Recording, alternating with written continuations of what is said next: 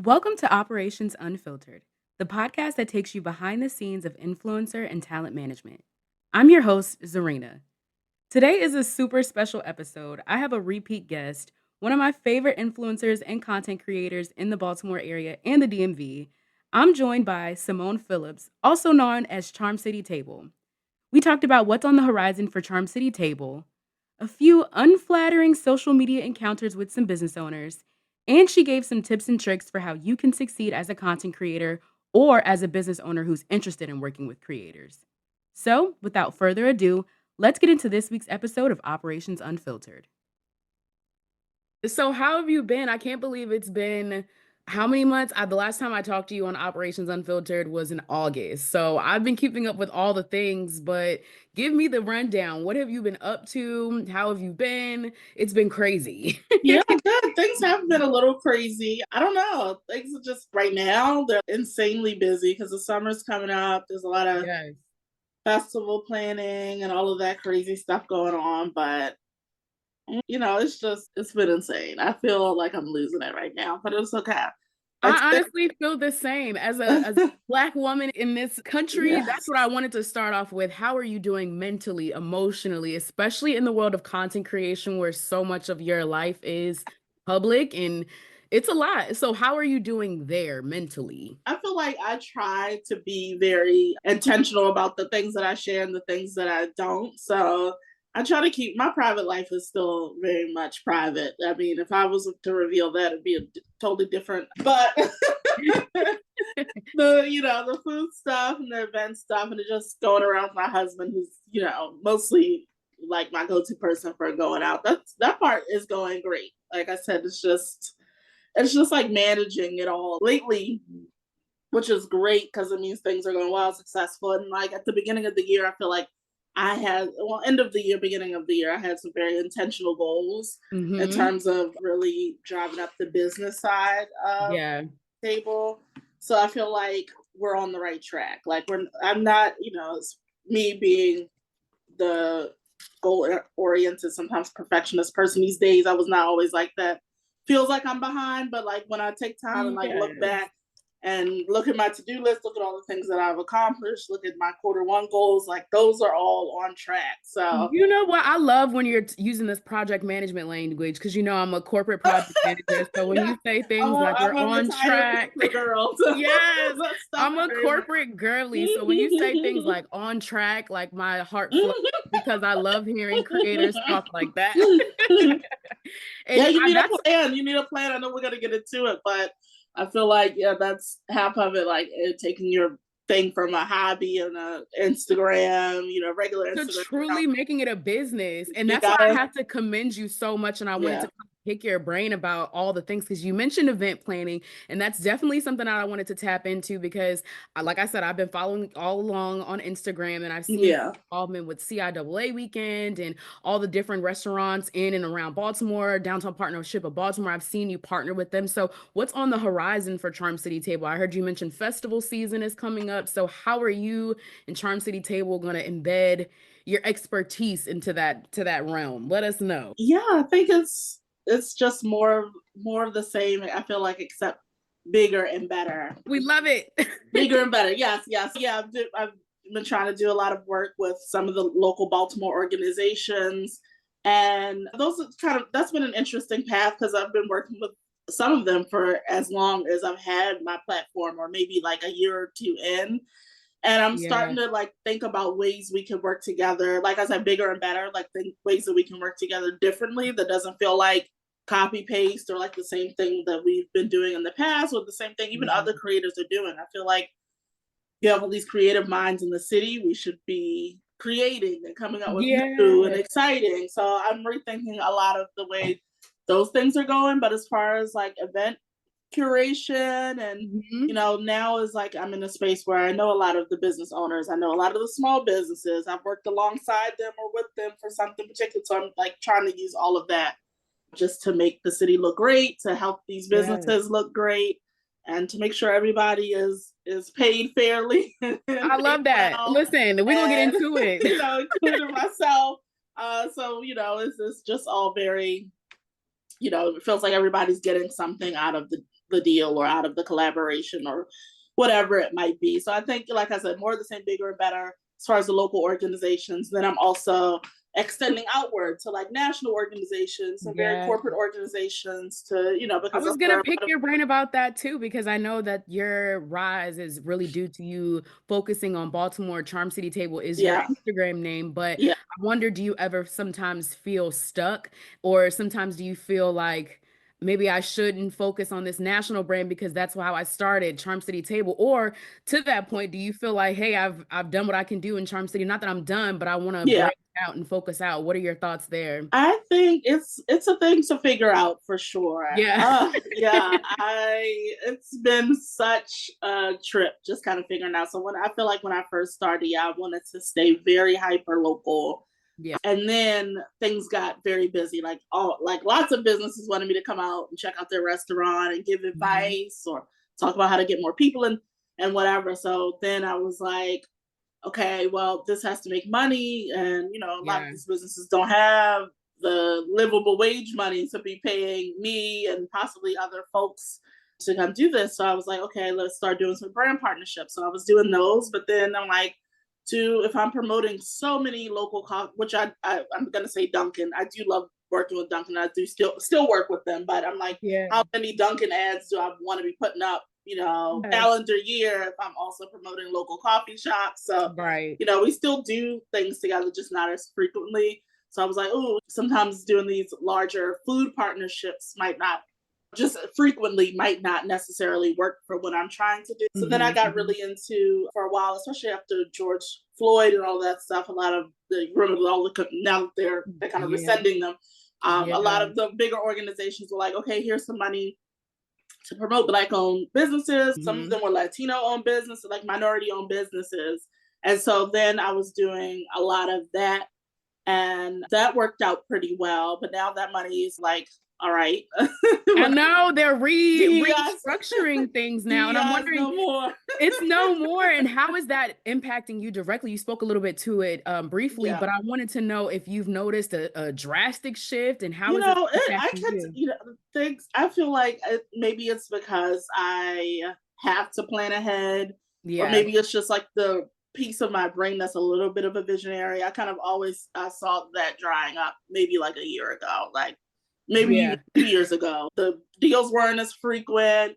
Then you had to start doing the whole elevated thing, upscale, upscale, upscale. And I'm just like, well, yep, you know, people, I'm thinking about connecting these brands with people.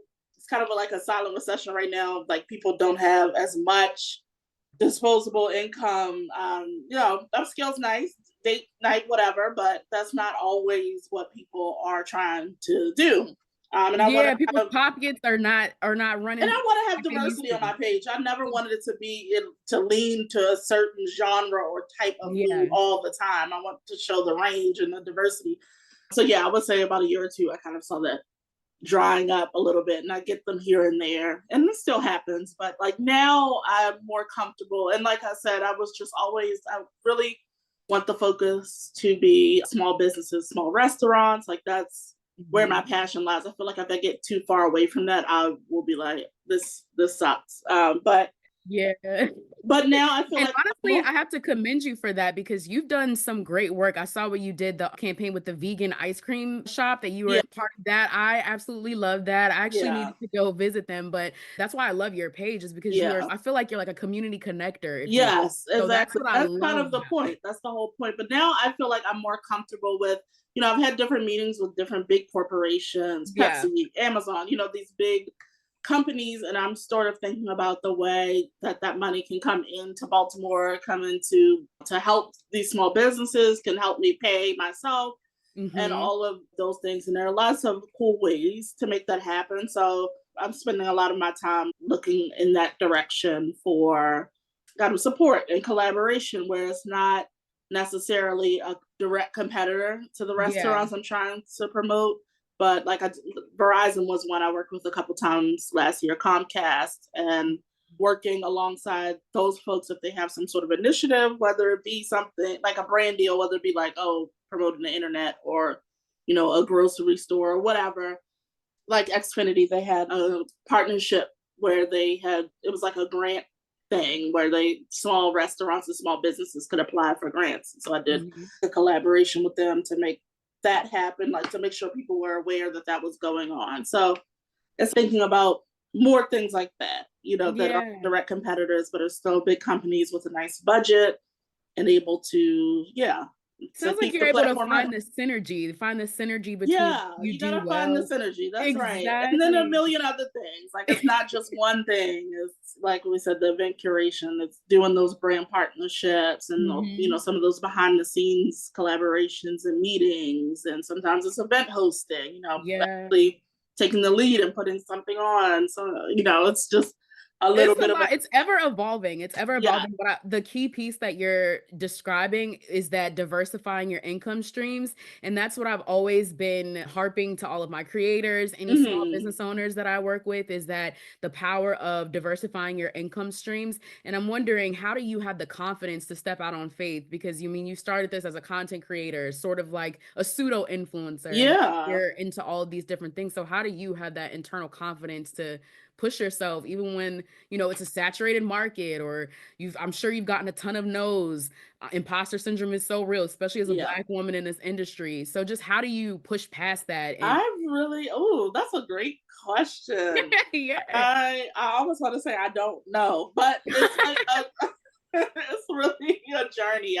Like I keep saying, when I first started, I was what 2017, 2018 at this point. I was posting photos and I wasn't showing my face Yeah. and sharing strictly my favorite dishes. It just kept evolving, and Mhm. as I could again, looking ahead as I could kind of see things shifting. Like, for instance, when I started, it was Instagram, which was all photos, it was a Yeah. photo app. Then Instagram popped over to Reels to compete with TikTok, and Reels was a thing. So I'm like, I love my pictures. I worked so hard to Yeah. figure out photography and like shooting Yeah. with my iPhone. Like, I don't want to Mhm. have to do this. But then if you look back at those videos, they look absolutely insane compared to what people are putting out now. And They're even like now, mini movies now. I'm looking at ways to go just a little bit more cinematic Mhm. with my platform, but that's more like Q3, Q4. I have so much to focus on. I don't have time.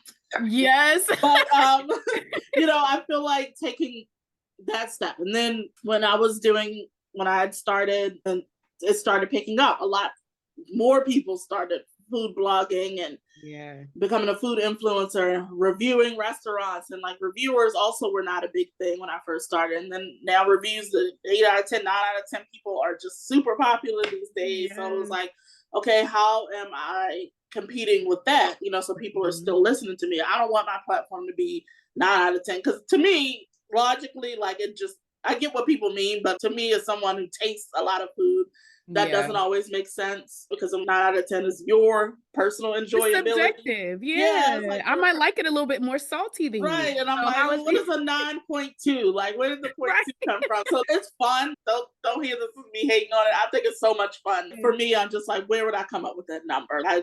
That number wouldn't come out. It just wouldn't work for I me. think of it as the equivalent of when someone says, "I need something that's affordable." Well, what's affordable Yeah, to right. you What's might not affordable? necessarily I be. know. It's Yeah. like kind of like, yeah, doing recommendations. Like if somebody inboxes me and it's like, I want to do a birthday celebration. I'm like, well, you a hookah birthday person? Right. Or you know, just Yes, that is a very different experience. yeah, it And to is. that point, I think that's another reason why I wanted to reach out to you, because a while ago I saw on Threads you had an not so flattering Yeah, experience it with was a terrible. No, restaurant that you. it was pretty terrible. Yes. It's bad. And so I would love if you could speak a little bit more to that, because you are such a community networker and connector, and it's off-putting sometimes to have those unpleasant experiences. So if you want to give us a Well, I preview. think what we when we touched on a little bit the confidence factor, I feel it's just it's a journey. Nowadays, that stuff really it's like annoying and like come Yeah. on, like grow up.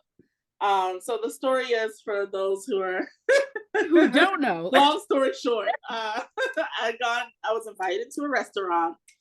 And this is the thing again, you're working with small businesses, so not everybody understands entirely how it works, Yeah. especially when there are different types of food content, restaurant content creators. You know, Mm-hmm. it's different genres, it's a, subgenres within Yeah. the whole restaurant. So not everybody understands how it works. And I totally get that. Now I wish they did their own research, but hey. Yeah. So I was invited to a restaurant. When I'm invited to a restaurant, usually the owners cover the cost of the meal. I come Mm-hmm. in, I taste a few menu items, I give my opinion. Usually, I want to give it in person, but as you'll hear, they were very receptive to that. Mm-hmm. Give my feedback in person, and then if the meal, the interaction is good, it's positive, then I'll create content around it. And I Mm-hmm. usually disclose when I'm invited in my caption so people know, okay, you know how to weigh it. It's like, well, if Yeah. she's invited versus if she went by herself, she might have a different Exactly. experience. So that's kind of how that works. So this restaurant invited me out. They offered to cover the cost of the meal. I come in with my mom, and it's just a very small hole in the wall type of restaurant. So our first dish comes Mhm. out, and it's not great. They're wings, and the chef and his wife kind of let me know these are award winning. They won awards. Oh no. They were so confident, and when I tasted them, Oh and no. when my mom tasted them, I'm not the only one. We thought they were very freezer burned, and I don't Mhm. know if how many people know how to fry chicken, but when you kind of fry it and don't thaw it out all the way, You can it's kind taste of the whole freezer. you Yeah. can taste the whole freezer, and then sometimes that bloodiness, like that marrow, whatever, kind of comes Yeah. up to the surface. So the wing is like very dark red and just Disgusting. gritty, and it just the bone is breaking off. And Not a pleasant yeah, experience. what just wasn't a pleasure texture experience. It did taste just like a freezer with Oh a no. sweet sticky sauce. So they asked, they came back over and was like, "Oh, how was it?" And we were like, "Oh, well, this is a little freezer." We tried to, and before Be we nice I even about it. got the word out, the words out, they were like, "Oh, well, these are warm and everybody else likes them," and it was kind of like that. So we were like, "Oh, well, we did like the sauce," trying to clean it up a little bit. Like, "Oh, we like the sauce," so we were like, okay, like this guy is like a little sensitive, and his wife had gone in the back, so we're like, maybe his wife is the one who, because that's the thing. I'll keep it brief, but like I always say, chefs especially are creatives. They're artists. This is their creation. They can be very sensitive, like most artists, most creatives, about Yeah. their stuff. So that's not the first time you're dealing with someone who's like a little bit overly sensitive, but at the same Yeah. time, I'm like, if you're overly sensitive, if you're particular, you also need to come with the heat. If your wings, you woke up this morning and your wings were They frozen, better slap. They go better buy some slap. new wings. So you're like, oh crap, I forgot to thaw these out. Like, let me go to Yeah. Giant. Let me go. Especially if you were invited and You're you the invited. This is your caliber. time to create a great first impression. I won't know. This is my Yeah. first time. I will have no idea you wouldn't bought some last minute wings. Like, I Right. genuinely would not. Yeah. So we had a couple other dishes. They were all bad. The restaurant itself wasn't the cleanest. And again, it's a hole in the wall spot, so I'm trying Mm. not to judge too hard off of that. But just the overall experience was bad. Getting kind Yeah. of jumped back at, when I tried to give feedback, Exactly. having a not so great meal, every dish coming out and just being either low quality or kind of old. It just tasted like old food. So Yeah. when we That's left, unfortunate. yeah, when we left, I was like, oh, I can't put that up. Like, I can't tell people. If I had To old go food there. and I Yeah. wasn't putting their best foot forward, this was an Yeah. invitation that I just don't feel comfortable putting that up. So I sent them an email. It was constructive. It was professional. In Yeah. my opinion, I posted the screenshots on Threads if You anybody hears definitely this and did, wants to and go. the corporate girly in me was like, "Oh, this is really nice." You Yes, actually yes. sent way longer messages than I would have, so Yeah. I wanted kudos to to be you. kind. I wanted to be constructive because it is a sensitive topic. Like, you Yeah. served me old food. I caught that. I'm not posting the content. Yeah. And so they were very devastated. They just sent the nastiest messages. They were trying to talk about my looks and just Yeah, it was not cute. If they, anyone I don't know they if it's were still on very Threads. angry. Yeah, if it's still on Threads, I invite anyone It's to go still on look. there. It was not cute. It was not. Because after a couple of exchanges, I was like, gosh, this is just so rude. And I just did not want a narrative out there, because I don't know those people. That was my first time. Like, I've talked to them online over the Yeah. years a couple of times, but that was my first in-person interaction with them. So I'm like, I don't know what they're gonna go off and run, what tail they're gonna run with, but we're gonna have Yeah. evidence somewhere on the internet that I tried. No, I commend you completely because that whole interaction was too much. My chest was hurting. They So, were, yes, it was yeah. rude. It was a little disrespectful. And, honestly, I hate to say it, but that's not the first time something like Oh that. my, and that's why I was like, you have to give us the tea. And how you dealt with it was so professional because Yeah. I could not imagine. Yeah, I think, And that's yes, crazy. usually it happens like that. Like, at this point, I'm like, well, it is what it is. Like, people Yeah. know my platform, and people, it's so weird because, again, Instagram and the whole landscape of social media changing. Sometimes people think all positive or leaning positive can mean you're being phony or you're lying. Yeah. But, there's so much behind the scenes stuff that's going on, like having to tell someone you didn't enjoy the experience. Yeah. And so I also felt like sharing that helps people who might follow it understand how it kind of works behind the scenes. Like, It absolutely I does don't post because everything that goes. yes, and you really could have. And I'm wondering if the restaurant was, receptive of the fact that if you posted that negative experience, that could have yielded poor results for Yes, I could have them. yielded poor results, bashing, and I don't like. Also, don't the internet is such a wacky place too. I don't want to create a space for that, like where Exactly. people just get Exactly. on and let their steam, let that off in the review section of Google and Yelp. Not Yeah. not here. Like, if you have something constructive, say you didn't enjoy it, and this is why.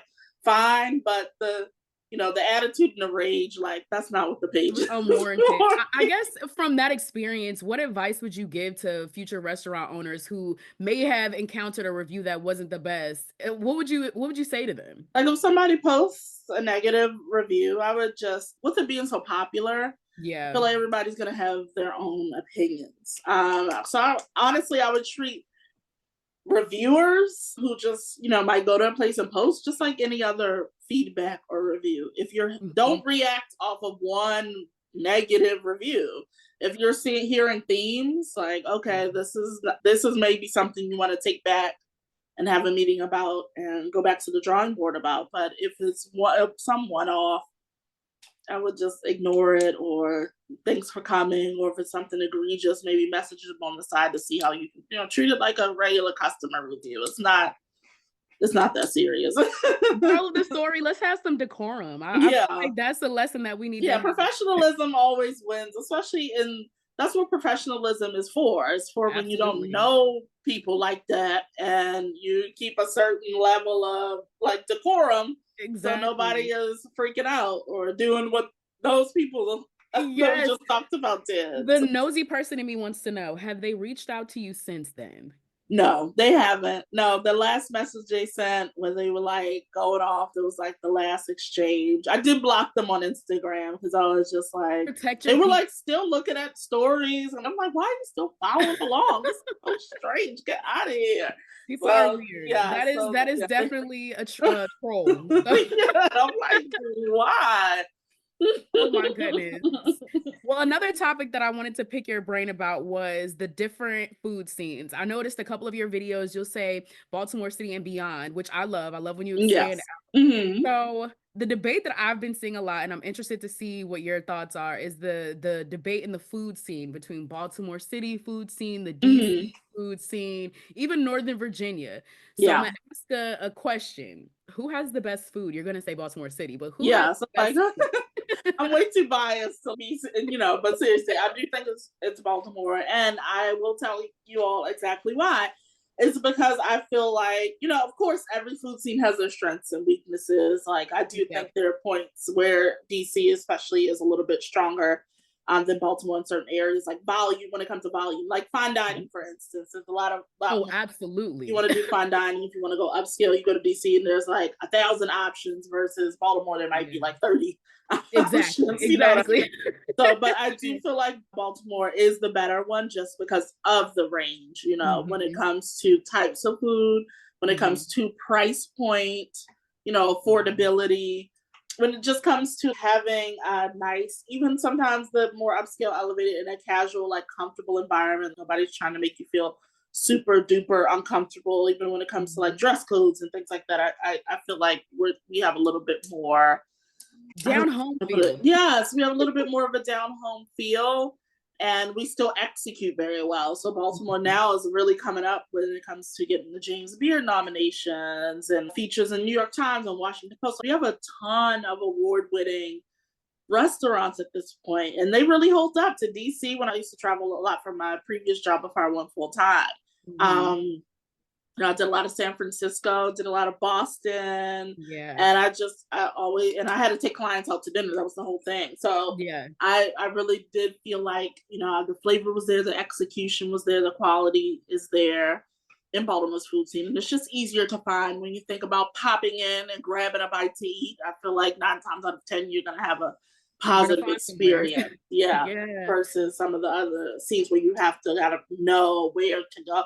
Like, I feel like you don't need to know where to go in Baltimore to have a good meal. Yeah, You can just that's pop so into a place true. and it Very be true. delicious. Yeah. Yeah. Yes, and I think the thing that you mentioned is that community feel. We're called Mm-hmm. Travel City for a reason. It's, that's the thing that I Yeah. think gravitate. And I'm from Houston, so of course Mm-hmm. that's like big city, food city, but it's Yeah. way different, a different vibe than Baltimore. So I totally get what you're saying there. Yeah. And that's why I love it so much. I absolutely love it. So now the fun part. You've been visiting some fun restaurants lately. I've been keeping track, but a lot of my listeners want to know they're work from home girlies, they're Mm-hmm. mompreneurs. What are some good coffee shops in Baltimore City and maybe even Baltimore County, your top two that you would recommend? Oh man. Well, I'll put you on the spot. Oh, I'm I sorry. know. Cause I'm like, the coffee shops that are great and have great coffee, but maybe not great hours. I feel like if you're working, you definitely want a place that is That's 9 to 5, especially. yes. So I've personally, let me check their hours before I start howling out things. I personally have really been enjoying Llama's Corner lately. It's in the Okay. Bolton Hill neighborhood. Oh, And that's my favorite area, one of my favorite little areas. yeah, they're oh Yes. yeah, their shop actually they're open until from 7:30 a.m. to 8 p.m., which is Oh, good great. And that's hour. Monday through Friday. And it's just a cute coffee shop. When I first went, when they first opened a couple of years ago, maybe it was a year or two ago. Um, their coffee was fine. Like it was all right. I didn't care for it. I'm a bit of a coffee snob. But lately, like I've Yeah, been probably 5 times in the last month or two, and their coffee is delicious. They have a I wonderful love barista that. now, does beautiful latte art so you can sip a pretty drink and Are have you a matcha girly now? Do you do matchas? Do I they do. serve I love matcha. I love tea. I love coffee, but I think I'm more coffee? of a cappuccino drinker. I'm an espresso person, so I will do lattes, Yeah, but I like the cappuccino balance. I like a stronger coffee.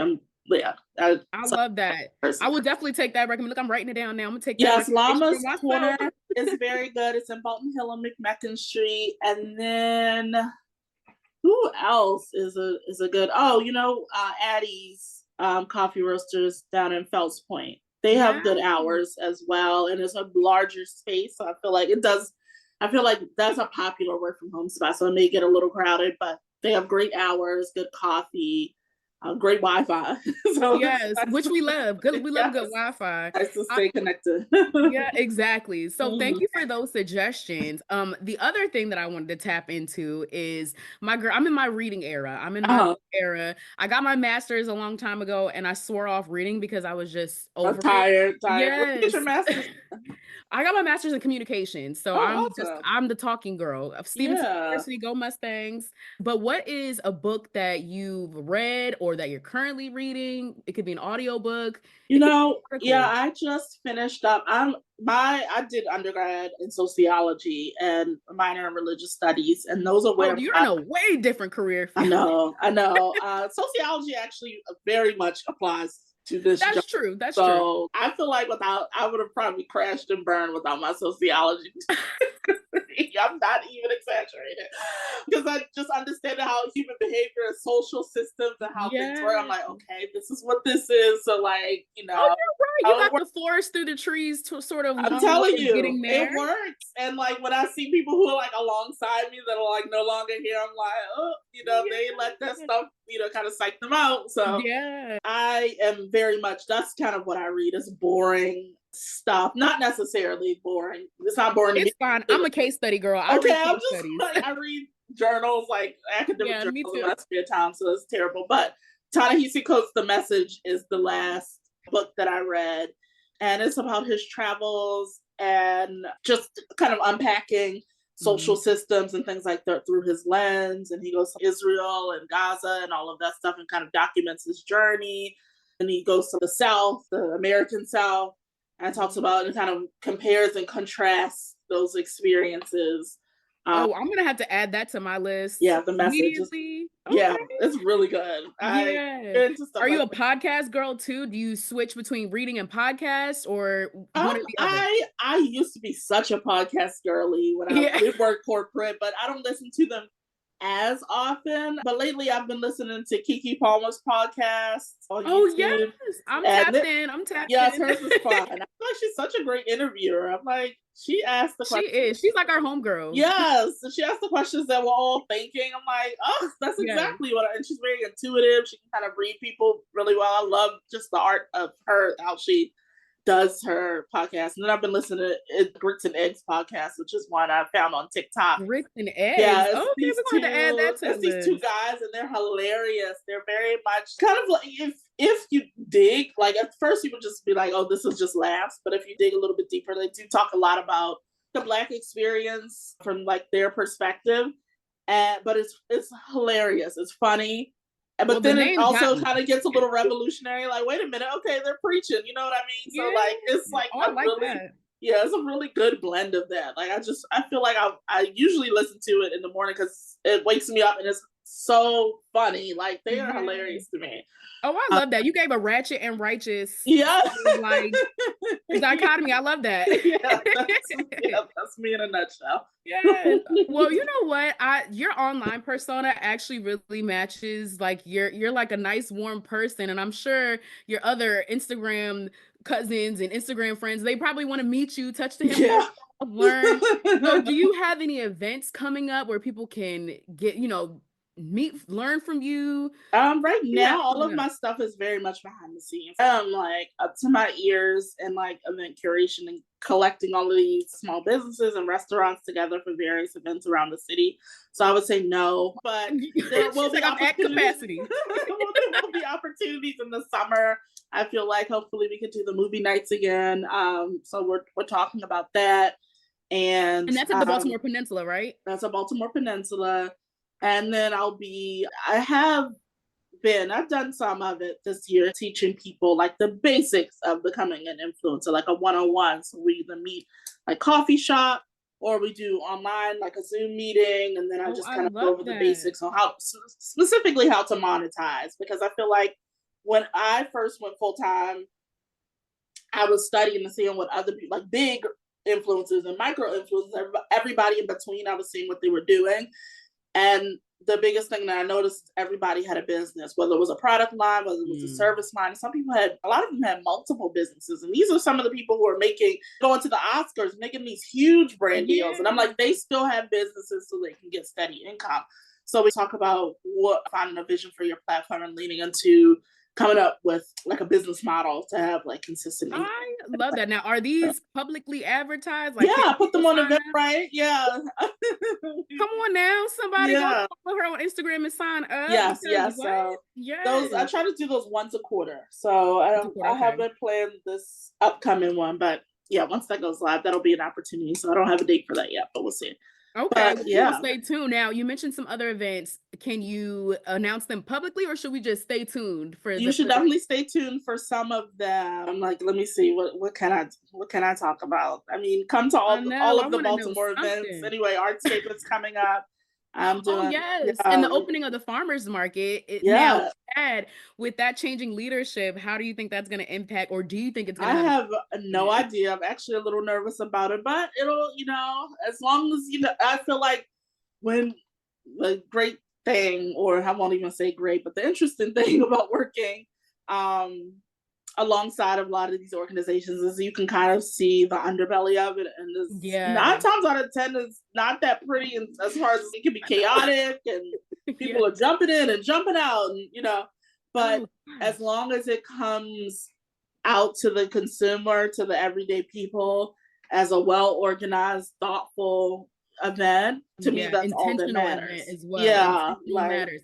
I feel like if they're listening, they should really try to work with you because I feel yeah, like you are definitely a community connector, like I keep yeah. saying. And So yeah, we whoever's do. We work. listening, I you know, feel like I hire work well with Simone. these organizations. We work so well together, but it's just when you're dealing with humans. You know, some people have the vision, Exactly. they want it one way, and then this person wants another way. And it's like, wait, what is my role? What is their role?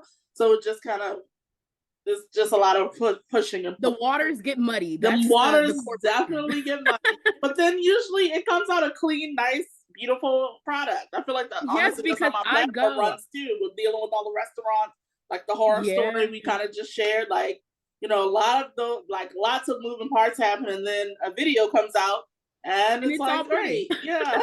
You're like, the video does not look like what I went through. Right, exactly. Oh my gosh. Well, this is so I love talking with you because like I said, you truly give a new energy, a calming energy, and so talking to you is just the same. So I I'm glad that really comes appreciate across. you. It does, it does. And the fun fact, I think we live in the same area because I feel like I've seen you a couple of times out and about, but I'm shy in person. I'm like, I'm not gonna Oh bother my gosh, people. please say hi. And yes, I I do. definitely I will. have seen you out a couple of times, I've but seen a couple of influencers and I'm like, oh, I don't want to say anything, oh but my gosh, yes. The one thing about most influencers is they love lots of attention. So you should, I, if you scream out the window, I'm sure they love it. I'll know for next time. I'll know for next time. Yeah. But how can everybody stay connected with you? What's your Instagram, TikTok, website if you have it? Let us know all the details. Yes, yeah. Follow me everywhere. Charm City Table is mostly run Instagram, but then I'm also on TikTok. I'm on YouTube Shorts, charmcitytable.com. Yeah, those are all the places you can follow me. My name's Simone. So if you see Charm City Table and then Simone Phillips, because there are a lot of Charm Cities. There Right? are Charm City Foodie, Charm City Yeah, Charm City Beauty. this, Charm City that. So if you see Charm City Table, you see Simone Phillips, Simone, that's me. So yeah, we're Yes. talking all about restaurants, fun events, Event curator, connecting master people. networker. Yes. Yes. Don't call me a master networker. I know it's part of the job, but I'm like, I need to That get. is a heavy title. Oh my gosh. Well, thank you so much. It's always a pleasure. Thank you. Thank you so much for listening to this episode. It was a great conversation, and I absolutely will be having Simone back. But anyway, if you enjoyed this episode, please like, subscribe, share with your network of friends. And as always, stay tuned for the next episode. I'll see you then.